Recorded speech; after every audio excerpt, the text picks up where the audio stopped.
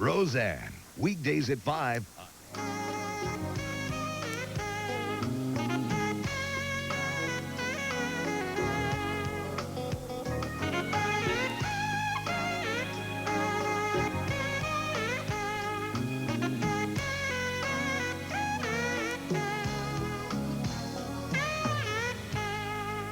And good evening, folks. Welcome back, everybody. I'm Tom, and this is the simulcast now. Welcome to all you folks listening to the Late Late Radio Show with Elliot Forrest out of CBS Radio New York. We're up and running for January the 19th, 1995. Joining us tonight, a member of the OJ Simpson defense team, and man, this changes daily. Wow.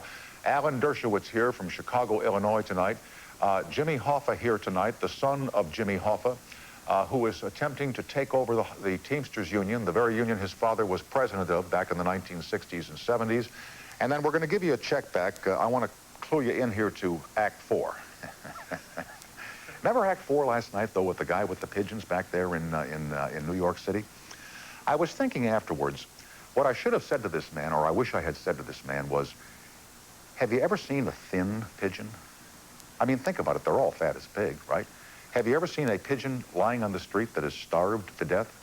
And what about pigeon guano being good for your health? I remember when I lived in New York City, there was a lady next to me named Linda Yang, a delightful lady who writes garden news for the New York Times. And one winter, she got the bright idea of putting bird feeders in her backyard. And the birds would come to her house and feast on her largesse, and then wander over to my yard and sit in the trees and guano the deck. And I finally called her one afternoon. I said, Linda, could we talk about this? And we did, and the bird feeders went. I mean, I have nothing against feeding birds, but as I say, I've never yet seen a bird who is starved to death, especially a pigeon. And by the way, I'm sure the guy with 60 pigeons in his house will never starve to death. Gives a whole new meaning to the term stool pigeon, doesn't it? Jeez. By the way, all the fellows on the staff today went out and hunted giraffes. And and all the girls on the staff protected, guarded, and controlled their uteruses for the entire day. So we've had a very big day here on the Late Late Show. Anyway, Act 4 tonight, and I know you've been talking about this all day, is the two fellows who found the $57,000 or $60,000 worth of traveler's checks, and they got $2,500 from Citibank back in New York as a reward for saving 58 or 60 million. So we're going to put them back on tonight because I saw the videotape of them accepting the $2,500 and profusely thanking Citibank with smiles on their faces. Now they believe that Citibank is possibly the cheapest outfit in all of New York. So a take two on these two fellows who found the money, gave it back, and got $2,500. Finally, we run a segment here about the computer service Prodigy.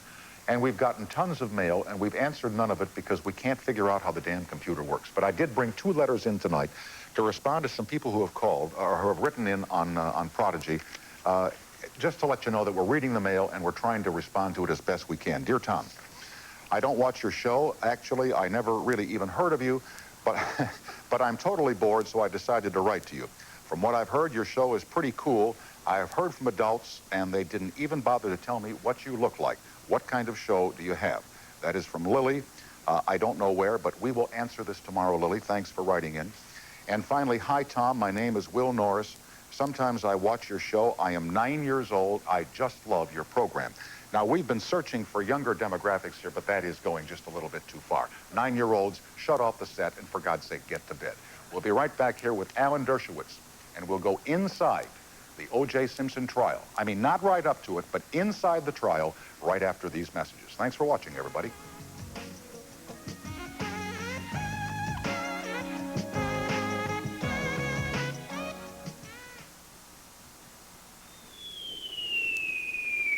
Over the last few years, a lot of people have seen their investments drop in value.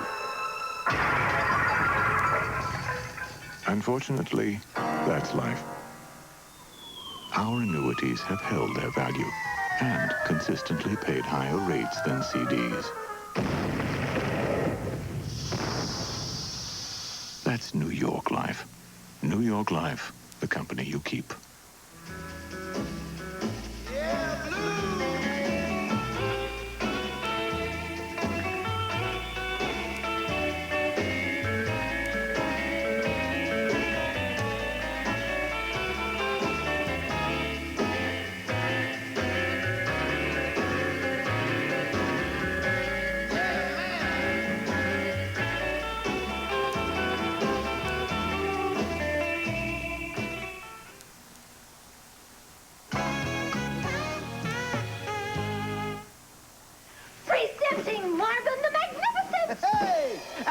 there's just too much of these Encore Salisbury steaks for one magician. I can't make these juicy flame-broiled steaks disappear all by myself. But you're magnificent. You can call him Marvin. Marvin! Encore's a 2-pound family-size entree. I just can't make a family appear. I can. Mine'll appear at your place 6 tonight. Oh, I can't tackle all this Encore lasagna. 7 tomorrow. I'll bring my team. For tasting more, it's Encore. Hey, Jim Daly, what's with the outfit? Getting ready for Metro Toyota's Super Bowl sale. We're kicking off the new year with Super Bowl size savings. 95 Camrys, 0 down on only $289 per month with full power. 95 Corollas, up to $1,800 off. Nobody can beat these deals. Sounds great, but why the outfit? My only defense against a mob like this coming in for this sale. Metro Toyota's Super Bowl sale. But please, go easy on Jim. Now one of the most distinguished lawyers in America. He graduated first in his class at Yale. He joined the faculty at the Harvard Law School at the age of 25. Right now, Alan Dershowitz is a member of the OJ Simpson defense team. Incidentally, he is no stranger to high-profile cases. His clients include Klaus von Bülow, Mike Tyson, Leona Helmsley, and Patty Hearst. His new book, called The Advocate's Devil, is about to be a television motion picture. From Chicago, I welcome Professor Alan Dershowitz. Alan, thanks for coming on, and welcome to CBS. Thank you very much. It's been many years since we did late-night network programming. Would you recall for the audience the first time we were together? It was the first time I was ever on national television. I came in with Harry Reams, the porno star from Deep Throat. Right. And Reams used to dress like a lawyer all the time, wearing a 3-piece suit. And those were my kind of belated hippie days, and I was wearing a sport jacket, and I was a little thinner at the time. And your producer mistook Harry Reams for the lawyer and me for the actor. And Harry Reams went on talking about habeas corpus and res judicata, and I caught talking about the movies, and then you walked in and said, hey, who are you trying to kid here? You'd never pass for a porno star, I Alan. don't think you could ever do that, Alan. Anyway, let me get here to this book, which is called The Advocate's Devil.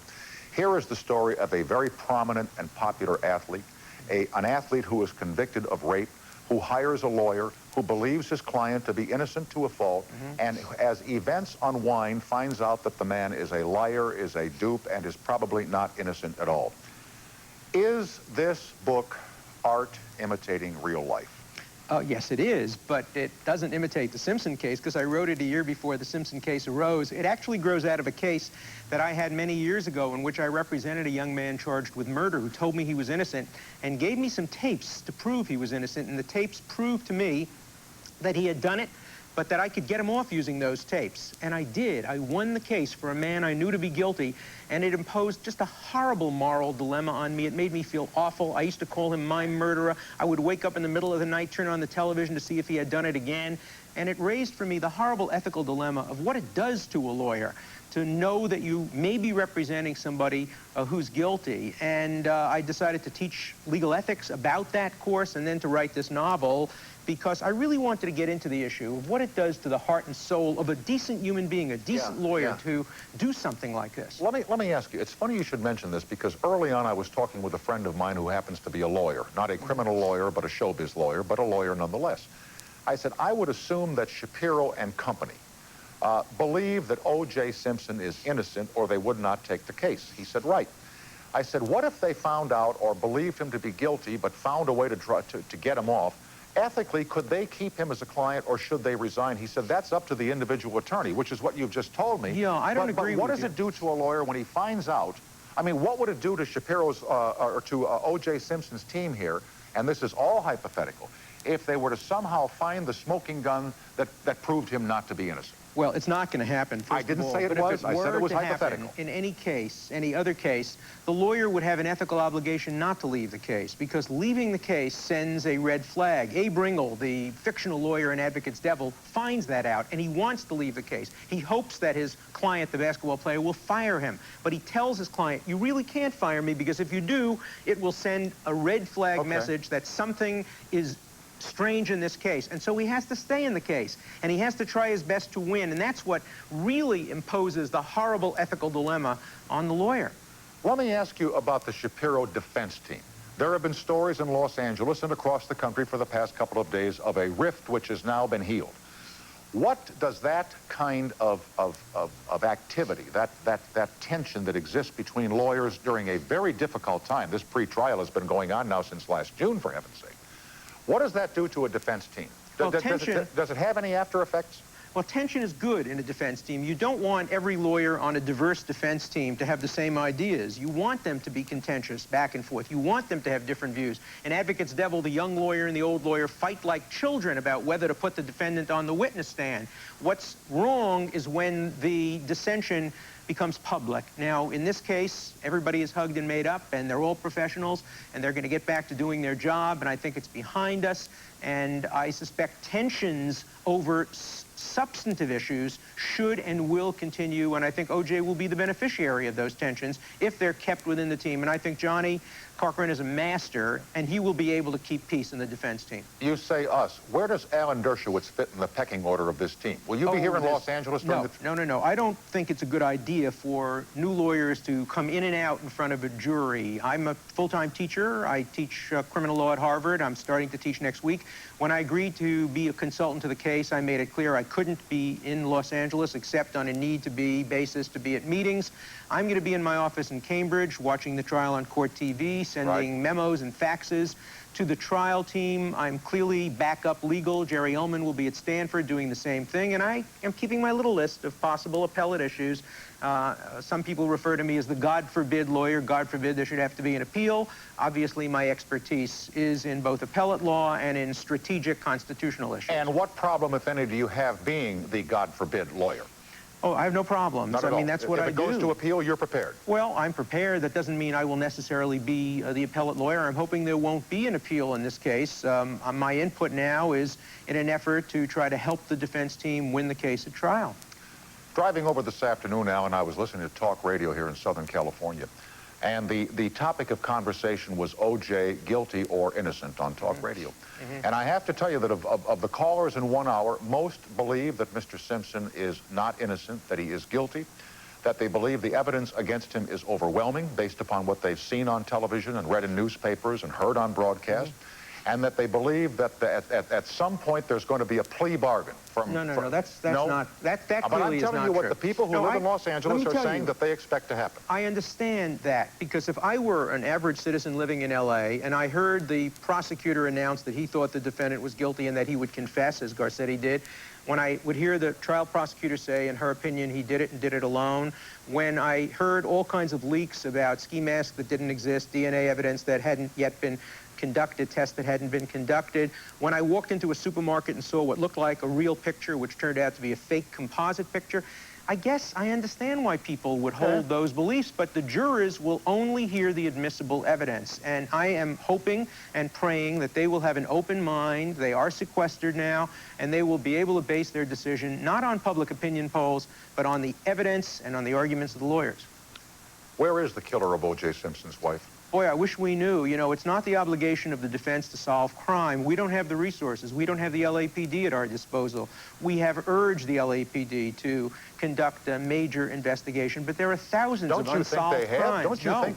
No, they made a decision right in the beginning that they thought they had the guy and they didn't proceed to investigate.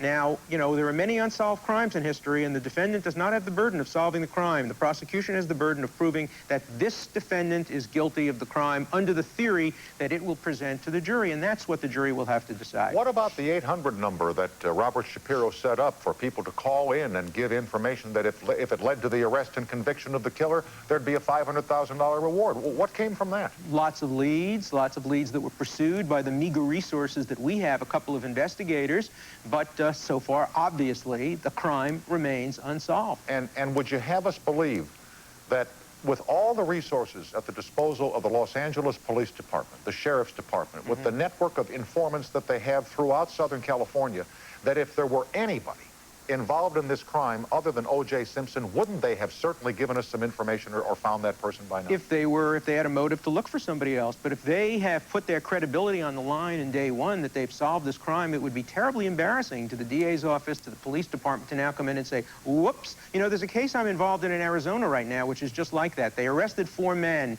for murdering 9 Buddhist monks outside of Phoenix, Arizona, and they announced the crime was solved. 4 people had confessed.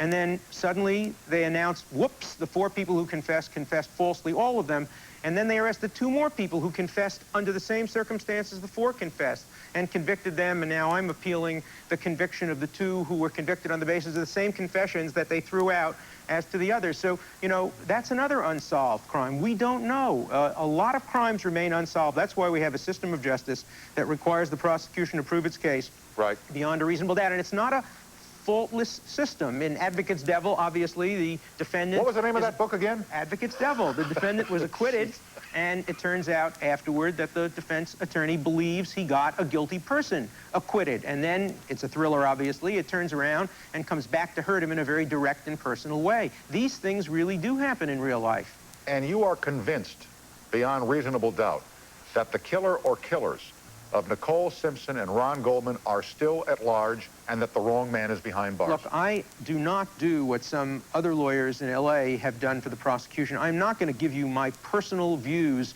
about this case. I don't think that's proper before a jury verdict has been rendered. All I'm urging people to do is keep an open mind, listen to the evidence that's presented to the jury, and form their opinion on the basis of a presumption of innocence, on the basis of the government's burden of proof, and on the basis of admissible evidence. I'm not going to get into a credibility or swearing contest with prosecutors as to what personal beliefs are. Why should anybody care what my personal belief is or what a prosecutor's personal belief is? Let's wait until the evidence comes out, and then people can arrive in their beliefs, which are founded on facts, not speculation. Okay, but I asked you, Counselor, where are the killer or killers of Nicole Simpson? Well, the answer is we don't know. And the answer is, I wish to God we knew. I wish we knew. Okay, I could run that videotape back. Of course. So couldn't I infer from that you are saying to me you are convinced that they're still on the loose? I want to know who the killers are. And, you know, I have 3 rules in every case I take. And the novel presents those 3 rules in a very realistic sense. First, I never believe what the media says about my client. I never believe what the police or prosecutors say about my client. And I start without necessarily believing what my client says about my client. I want to find out for myself what the facts are. I'm not one of these lawyers who doesn't want to know. I want to know. Abe Ringel, the lawyer in Advocate's Devil, doesn't want to know. He develops defense lawyer's blind spot. He wants to protect himself from knowledge. I want to know, but I want to know on the basis of facts, not on the basis of what people tell me. All right, we will pause here for commercials. We're opening the toll-free exchange at 800-95-CBS-TV. There is a prize tonight for those people who guess the exact number of times that Alan Dershowitz mentioned his book. No need me telling you what it was. We'll continue right after these announcements.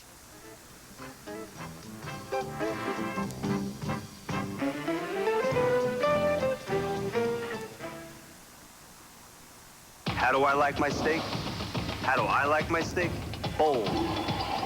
Eye-opening. Spicy. It gets you here, and it gets you right here. A1 Bold. Yeah, that's what I'm in the mood for. Original A1 and A1 Bold. They're how steak is done. This is a square inch. A wheat thin is the most real food deliciousness you can get in a square inch. The most genuine toastiness. The most crunchiness. The most munchiness. Wheat thins, the most taste you can get in a square inch. Against his boss's orders. The guy is guilty. They will eat you for breakfast. Against his brother's advice. This case is a lost cause. Against even his client's wishes. I want you to plead me guilty. I don't think you are guilty. He put the nation's most notorious prison on trial. You created the murderer, didn't you? Christian Slater, Kevin Bacon, and Gary Oldman, based on the true story that brought down Alcatraz. Murder in the First. Rated R. Starts Friday, January 20th at a theater near you. Chuck Norris must Die. when he infiltrates a murderous secret society. Walker, Texas Ranger, Saturday. Get live with CBS on Prodigy, the nation's most popular online service. Go behind the scenes of The Late Late Show with Tom Snyder. Talk with Tom and his guests online. Tell us what you think. Get program information. Even take a special Tom Snyder trivia quiz. To order Prodigy, call 1-800-PRODIGY and ask for the CBS offer today.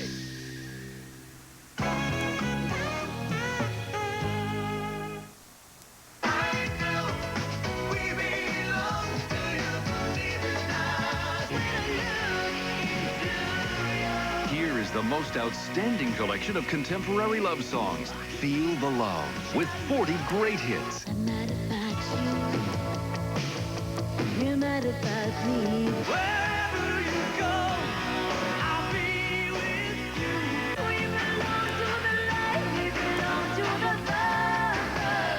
'cause I love you. It's like being lost in heaven. Feel the Love brings you 40 truly passionate songs by today's most popular artists. I need you now. More than words can say. Nothing's gonna change my love for you. Love will lead you back. And I'm gonna keep on loving you. What did I say? Feel the Love. 40 hits on 3 cassettes or 3 CDs. Here's how to order. Have your credit card ready and call toll-free 1-800-980-7733. Or send $19.95 for 3 cassettes or $26.95 for 3 compact discs. Plus $4.50 shipping and handling to Feel the Love, P.O. Box 7400, Department R, Libertyville, Illinois, 60048. We are with Professor Alan Dershowitz of the OJ Simpson defense team, joining us tonight from CBS in Chicago, and on the toll-free exchange, here is Deborah in Basking Ridge, New Jersey. Hello. Good evening. Good evening. I just have a very quick question. Okay. And when the professor is teaching his ethics class, Yes. and what advice does he give to attorneys when they find out that their client is guilty and they're defending them? Well, I spend actually a whole semester virtually on that issue because, you know, the issue doesn't come up that way. Nobody walks in and says, hi, I'm the defendant, I'm guilty. Usually it evolves over time. And without mentioning the name of my novel, by the way, my son called and said he just said that I'm going to do it 12 times, and since there are 4 to go for 12, I want him to win the prize. But in, you're in hot any event, tonight, Counselor. in the novel, I do go into detail to show how it really happens. You know, the client says he's innocent, he gives information over, the information looks incriminating, the lawyer questions him, he denies it, he begins to suspect. Then what I tell the students they have to do really is make up their own minds. They have to decide how to resolve this issue. It's a horrible ethical dilemma. There are certain rules. You don't put a client on the witness stand if you know he's going to lie.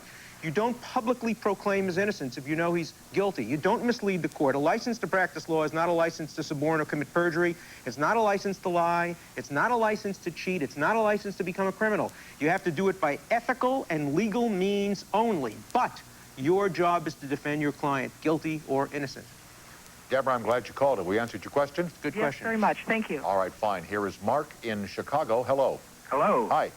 Question for the professor. Okay. As he said earlier, he has had to defend somebody who he knew was guilty, but ethically that's what he had to do as an attorney. So my question is, why should a jury or anyone else ever believe the defense attorney when they know that they're ethically forced to defend the guy no matter what? Well, you know, defense attorneys are not supposed to get up in front of a jury and say, believe me, my client is innocent, I'm telling you he's innocent. That's unethical conduct. You're not allowed to put your personal beliefs at issue in front of the jury. You're not a witness after all. And second of all, that's not the way defense attorneys do it. What they try to do is marshal the evidence.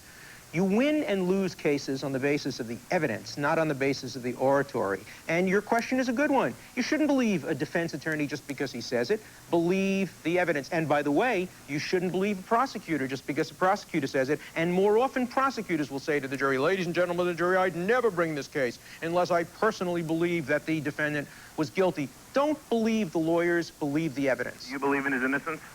I'm telling you that I'm not going to get into a debate tonight about personal views on innocence or guilt. OJ Simpson has said he is 100% innocent. That is the defense that's being raised. That is the defense that I am assisting on, and I'm going to leave it at that. I'm not going to get into a swearing contest with prosecutors. Okay. Mark, I'm glad you called. Thank you. Thank you. Okay. And if you want to mention your book title, of course you can. I forgot the name. I forgot the name. It's called The Advocate's Devil. In your view, what is the greatest flaw in the American legal system? Judges. I think Really? Judges generally are the greatest flaw. There are some great judges and wonderful judges. I clerked for 2 of them. I think the judge who's presiding over this case is a very intelligent, first-rate judge. But there are many judges that just don't make it up to standard. They are not particularly well-educated. They are often political appointees who put their fingers up to the wind to see which way it's blowing.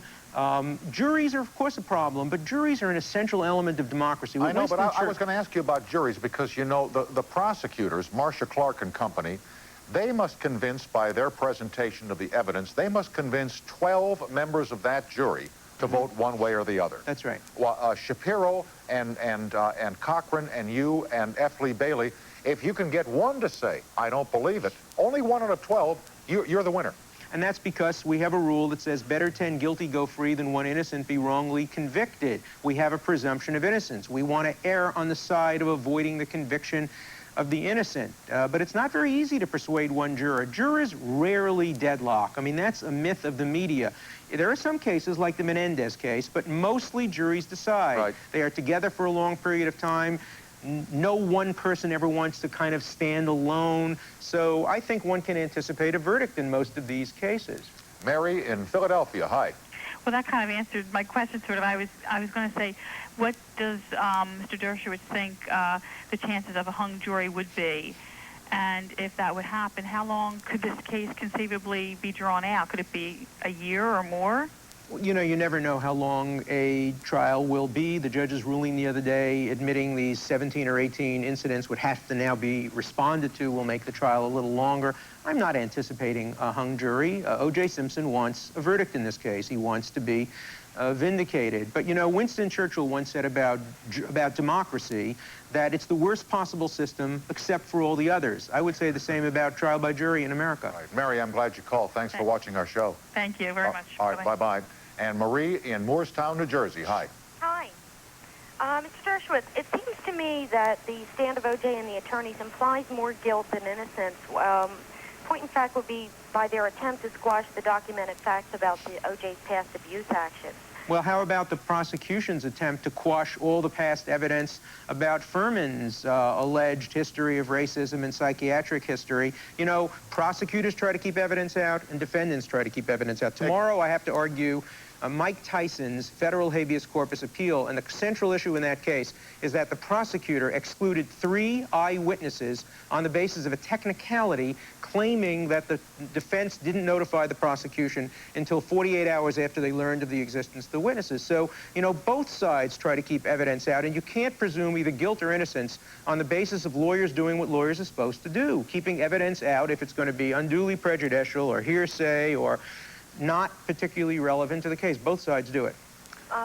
Hello? Yeah, go ahead, Marie. Oh, okay. It just seems to me that if they are facts, then they are relative to the case, and they should be permitted on both sides. The Furman situation, if that needs to be heard, that needs to be heard. But it just seems to me that abuse is what we're talking about, and these are the most important things that the attorney tries to... Well, there's a general rule of law that goes back probably 500 years that conviction on a prior offense cannot be admitted in the current offense because there's too high a risk that the jury will say, he was a bad person, he committed this crime and that crime. We're not going to really think hard about whether he committed the crime for which he's now standing charged. The judge ruled against us on that, and obviously that will become an issue on appeal if there is an appeal. Marie, I'm glad you called. Thank you. Thank you. All right, good night now. And Alan, it's always a pleasure to be on television and radio with you, and I thank you for sharing your time with us tonight. Thank you so much. All right, Mr. Dershowitz's newest book is called The Advocate's Devil, out in hardcover and soon to be a motion picture for television. We will continue with the dreaded Act 4 after these messages.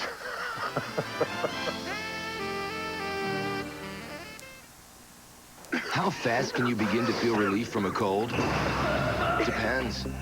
How fast can you open the halls with vapor action? Hall's vapor action means instant action, only from the halls of medicine.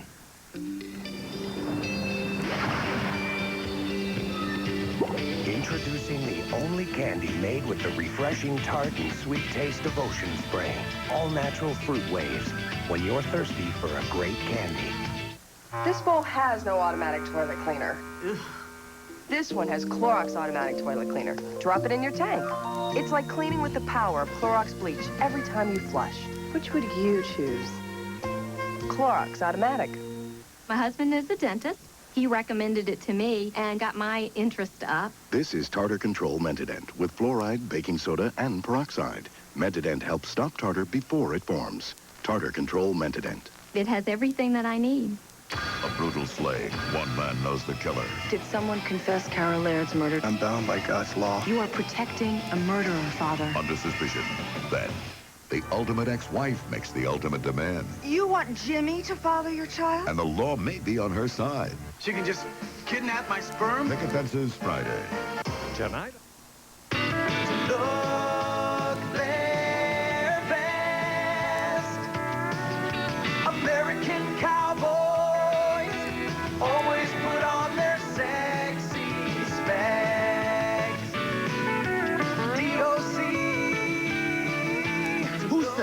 cowboys and cowgirls don't wear glasses. They do now.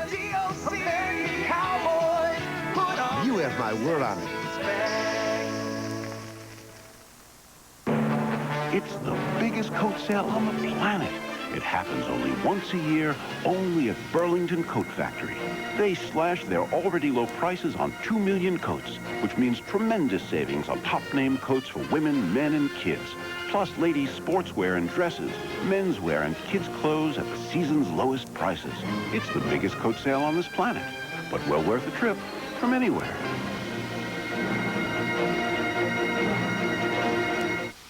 Intermission, the show that asks, how much do you really know about the silver screen? Brought to you by Hershey Hugs. He began his career in the streets of London dancing for pennies and became Hollywood's best-loved hobo. Who is he? On our 10-point scale, this question has a difficulty rating of 2. It's the same, and it's different. It's Hugs.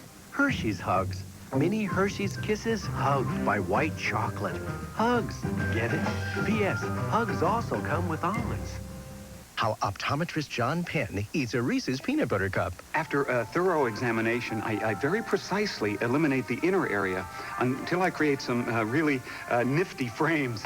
See? There's no wrong way to eat a Reese's. As the Tramp, no one brought the silent screen to life better than Charlie Chaplin. And safety belts can save a child's life. Your child's life. Safe kids, buckle up. Tomorrow night here, Barbara Walters of ABC is here, and the actress Miranda Richardson for our Friday night show. Remember last week we talked to the 2 produce workers back in the Bronx. They picked up some boxes they thought were filled with lettuce and basil, but it turned out to be Citibank traveler's checks, negotiable, about $78 million worth. Well, they got a reward yesterday. We want to see how they're doing. The reward was $2,500 apiece. Welcome back Jim Bedetti and Herman Marino from the Hunts Point Produce Market in the Bronx, New York. Fellas, when I heard $2,500, and I said this last Friday night, I was appalled. I thought Citibank was cheap. I told my viewers, get your money out of there. What do you think after? And by the way, I saw you yesterday. You were smiling all through the presentation, and I thought to myself, they can't be happy about this. What do you think? No, well, definitely we were not happy about the presentation and the reward. We do feel that we did get stiffed, and we did what we thought was the right thing. Right.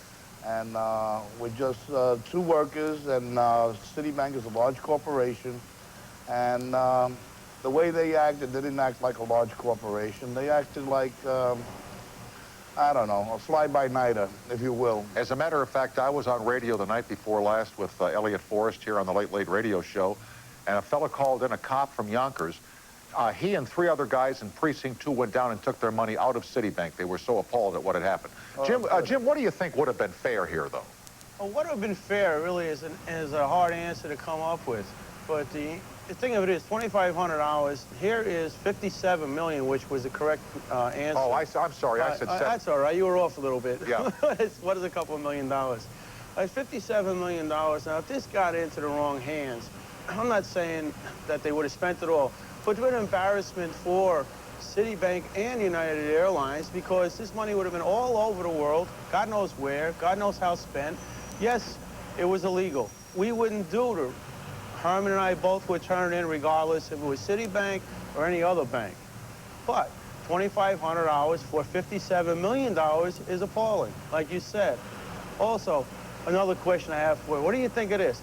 What happened to the insurance company that was supposed to be insuring this the Citibank? Yeah. Citibank said they were insured, but nobody's heard from the insurance company say, thank you for finding the money, you should have thrown the money away, anything from the bank. Anyway, what do your friends and co-workers think about what's happened, fellas? The same thing you just said before. Wait, they let us know. They sent us a message. Hold and of on, course, if you weren't on television, you could have that ready right now. Okay, here it goes, right here.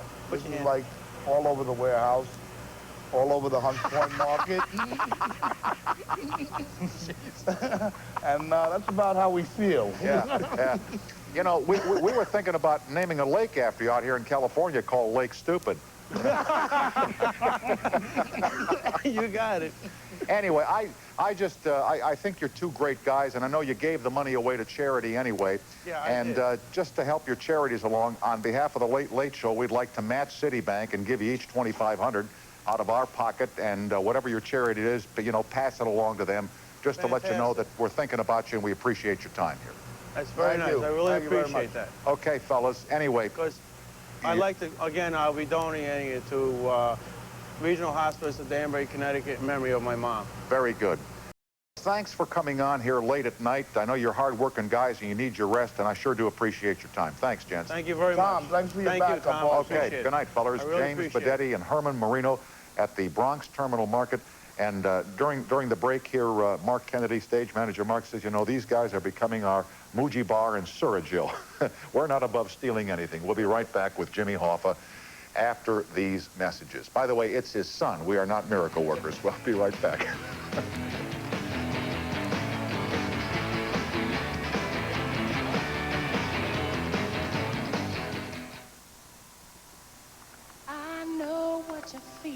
Only the world's most advanced long-distance network, AT&T, can bring you this patented breakthrough in digital voice reproduction.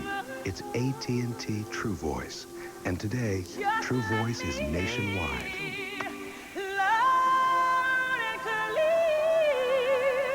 Anywhere you live, anyone you call, you get the best long-distance sound ever, just because you're with AT&T. Red Dog here. Look at him. Making fools of themselves. And for what? A pat on the head and a dog biscuit? What do you think of that? You got a mind of your own. Know what I'm saying? Do what's right for you. Hey, buddy, nothing personal.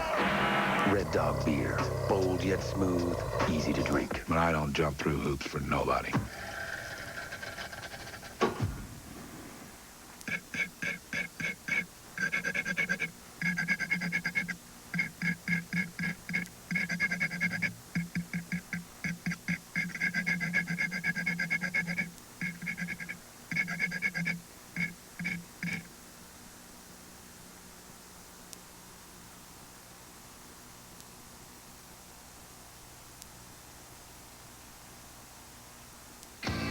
There's a place near you where the mountain climbers never touch the ground, where the bodies are made of iron and the bikes of titanium alloy. It's Performance Bicycle Shop with over 6,000 square feet of high-tech cycling gear. But if you go, bring a stump-jumping spirit and your Visa card. Because at Performance, they take cycling to the extreme, but they don't take American Express. Visa, it's everywhere you want to be. Dr. Sloan finds love can be lethal. This is an act of passion. Is it love or fatal attraction? What's the matter? Afraid to fall under the spell of a killer? Diagnosis Friday. Dottie West, she followed her dream and became one of music's biggest stars. But the story didn't end there. Her husband's... What were you doing in here? Her secrets. Mama? Her obsessions. My car! And don't you ever forget where this came from. Michelle Lee in the revealing true story of the incredible Dottie West Sunday.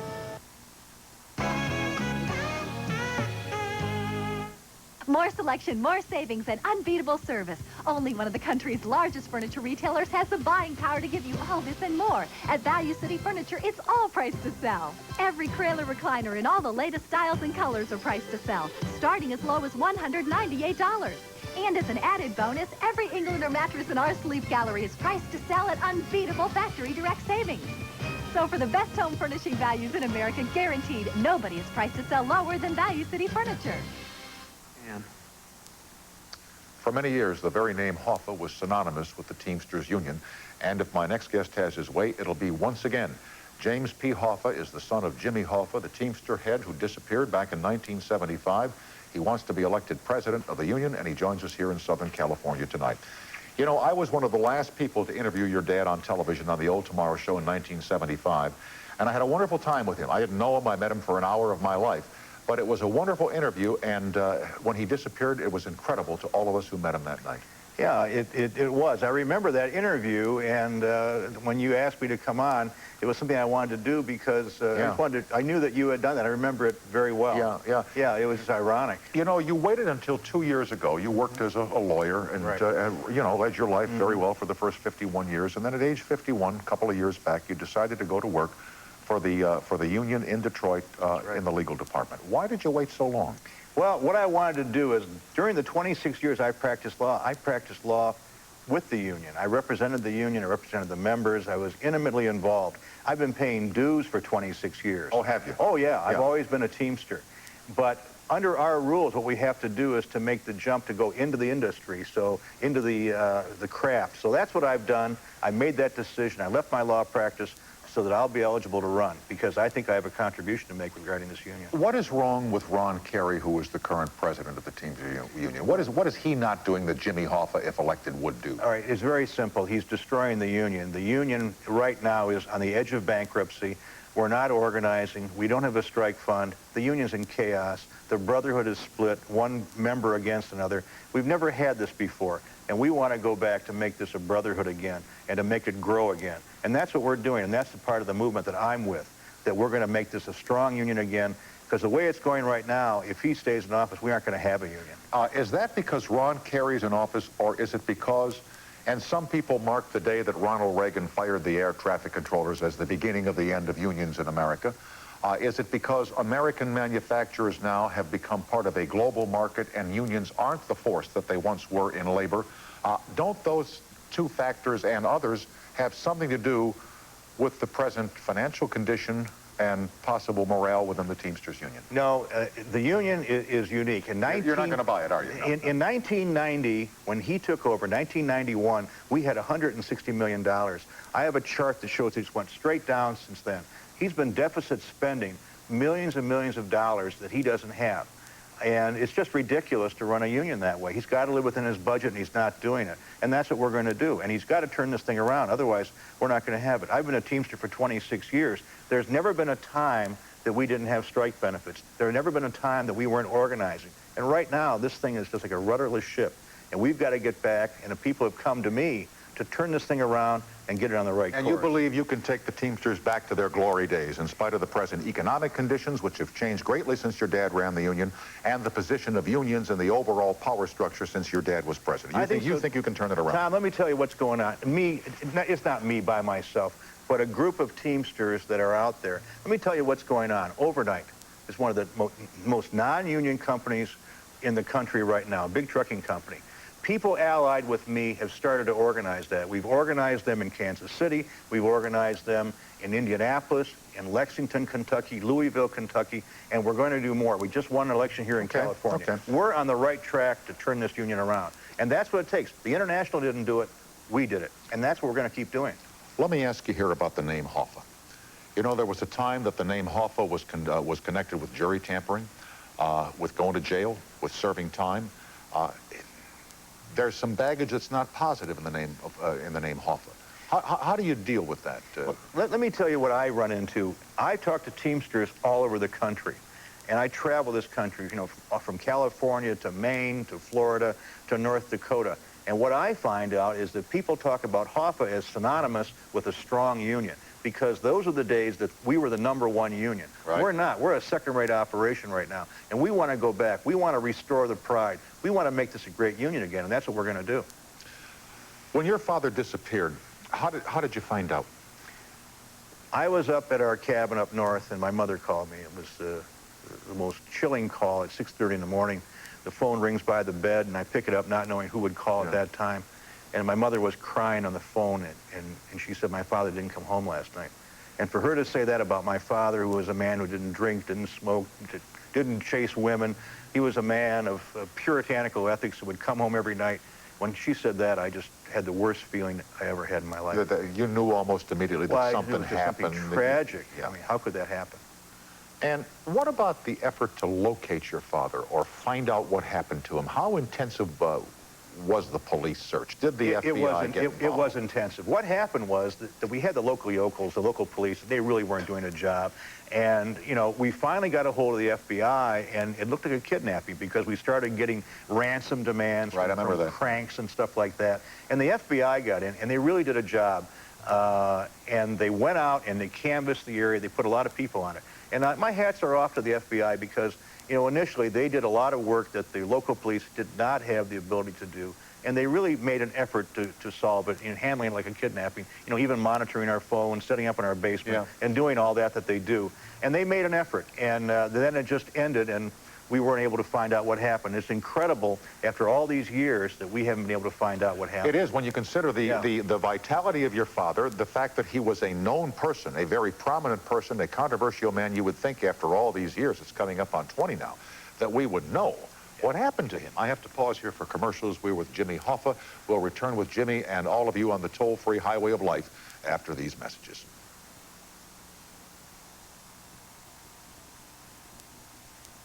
These hands can do anything, including spread germs. Washing them often is good, but it doesn't go far enough. Lysol spray with antibacterial action kills germs on surfaces, so you don't pick them up with your hands, and that helps reduce the spread of colds and infectious diarrhea. Lysol disinfectant spray. Keep your hands off germs. Yummy! My favorite, fried dumplings. And soy sauce. That's okay. She uses Advanced Formula Resolve Carpet Cleaner. It even gets out greasy combination stains. Just because you grew up, got a job, got married, and had a family, doesn't mean you have to get one of those, you know, introducing Odyssey. With 4 doors and an easy fold-away rear seat, it's not just a minivan, it's a Honda.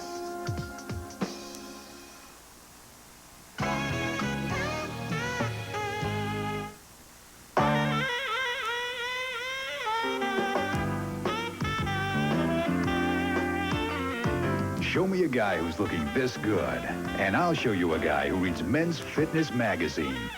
Because guys in the know exactly where to go. For workouts that really work. For great tasting foods that keep you energized. For ways to make your sex life sizzle. For updates on state-of-the-art gear. Plus all the thrills, chills, and high adventure you can handle. Men's Fitness. It's in a class by itself. Bigger and better than anything else out there. With more ways to shape up faster, more ways to get better results in the gym, more ways to trim fat and add muscle in all the right places, more ways to improve your game, whatever it is.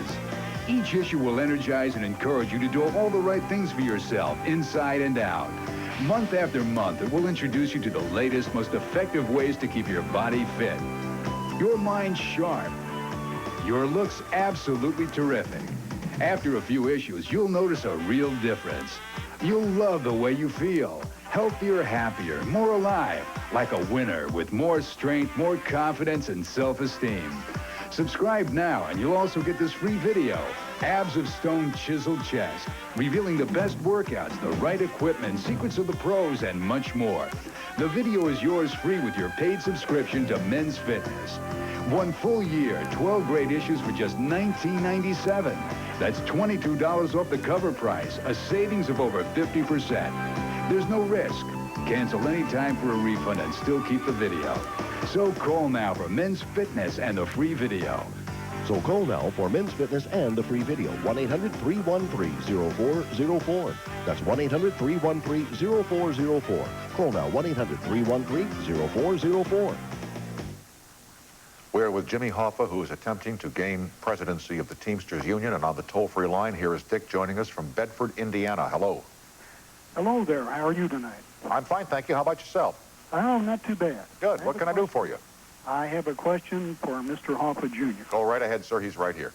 My question is, how can you justify aligning yourself with the old guard faction within our union when they are, by and large, the ones responsible for your father's problems? Well, that's not true. I am speaking to Teamsters all over the country. In fact, we're at a rally tomorrow talking to young people, old people. I'm not allied with any one group. I want all Teamsters to join me, and I want all Teamsters, young, old, male, female, everybody to join me. I'm not allied with one group or the other. And what I want to do is to turn this union around. And I know that you don't agree that this union is being run properly because there are no strike benefits and this union's in a tailspin. And we've got to have a change of leadership right now. Dick, how long have you been a member of the Teamsters Union? Well, I retired, but I was a member for 35 years. Right, and do you know the present state of the union? I mean, do you agree with Jimmy's position here that the union is in a tailspin and about to go bankrupt? Do you buy that? No, I don't buy that. I think that the majority of the problems that exist in the Teamsters right now are the direct result of the dissension being fostered by this old guard faction within our union. Oh, that's not true. Yes, he sees your dad's time and your dad's colleagues who are still with the union as being old-timers. Now, what's the people happened? Who caused all the trouble in the first place. What's happened is that the new administration, the Kerry administration, has really come in and turned one Teamster against another because they want to label everybody. You see, I believe we all took one oath. We're all Teamster. He wants to go around call, they're new Teamsters, old Teamsters, there's this Teamster, there's that Teamster. That's disunity. We've got to have one brotherhood if we're going to get our union back. Anyway, Dick, I'm glad you called. Thank you for watching our program tonight. Okay, thank you. Bye-bye now. Here's Carl in Oregon, Ohio. Hello. Hello, how Hi. you doing? Great show you got there. Thank you. I appreciate that, Carl. Thank you very much.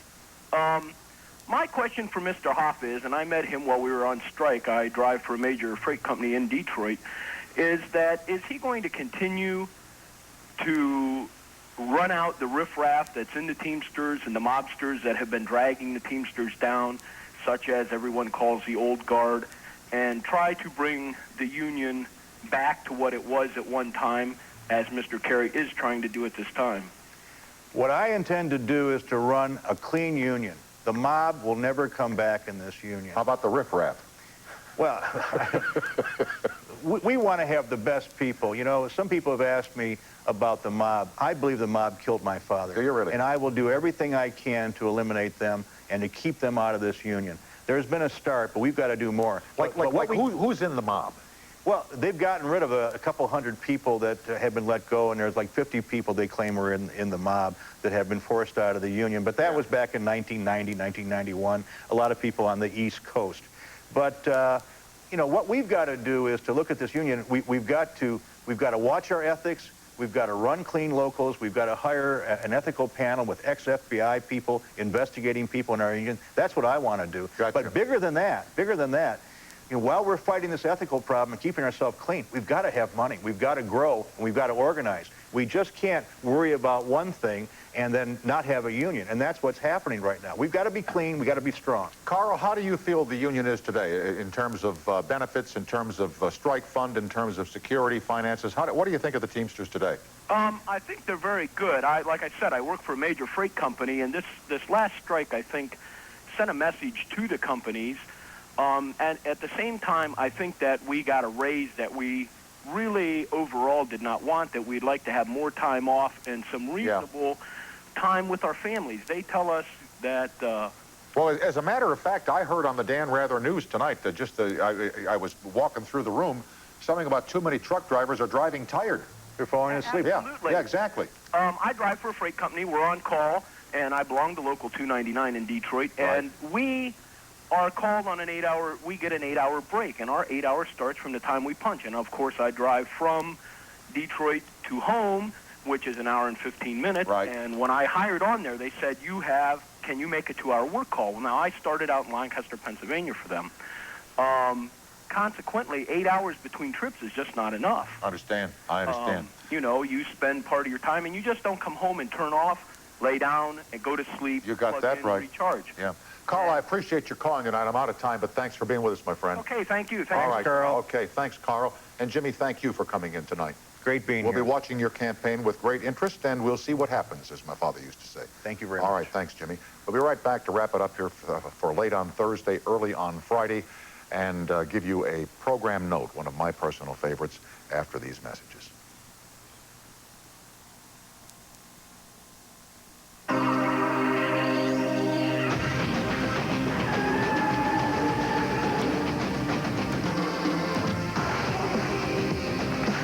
Brewed by Deep Blue by Fabergé, the essence of man. Now that Hidden Valley makes ready-to-eat dips, people are diving in.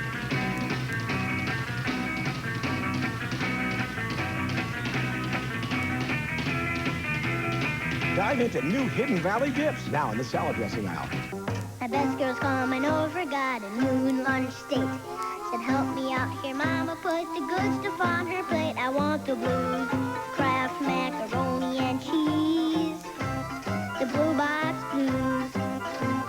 If Mama wants to please me, she's only got to tease me. I want the blues. Kids want the one in the blue box, because it's the cheesiest. Kraft cheese and macaroni. We got the blues. Chew on this. Now when you can't brush after meals, there's a great new Trident flavor. New Strawberry Breeze with NutraSweet. Helps your mouth fight cavities with a refreshing fruit taste. So when you can't brush, chew on this. New Trident Strawberry Breeze.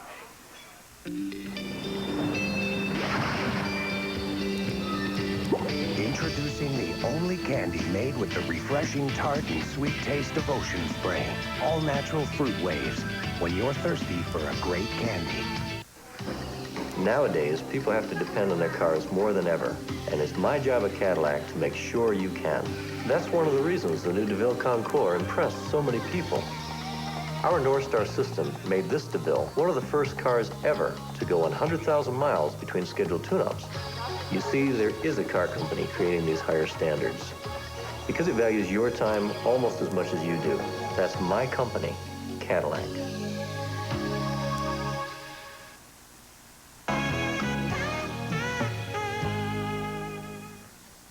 See this can? This is historic soup. That's because it was cooked in the past. You just reheat it. Now this is new kettle creations. Delicious soups with pasta and beans. See the window? For homemade taste, you cook up fresh in 30 minutes. In your kitchen, in your kettle, in the present. So now you have a choice. You can make history, or you can make soup. New Lipton Kettle Creations. Soup so good, it's uncanny. Now's the time to buy a computer from Sun Super Savings Center because Sun is offering 0% interest for 6 months on any computer purchase. Choose IBM, Packard Bell, Compaq, Apple, and others at the lowest certified prices every day. Like this leading-edge 486 DLC multimedia computer with color monitor, color printer, and preloaded software, all for only $13.97. Your store for computers, software, accessories, and 0% interest for 6 months is Sun Super Savings Centers. I was just sitting here humming. Tomorrow night, Barbara Walters and the actress Miranda Richardson. I got this great card from the Dickersons from Mr. and Mrs. Gingrich out in Tennessee. Isn't this cute now? Thanks for being my media pal. It was so much fun, very comfortable talking to you, even though you are a camera. Thanks for the flowers. And Claudia, that'll be our staff member, Claudia Smith, is wonderful. Her real name isn't Smith, but I can't pronounce it, so it'll have to do for now. Stay tuned to Elliot Forrest on radio. Back tomorrow night, same time, same station. Drive safely on the way home. And sleep tight, America. Good night, all.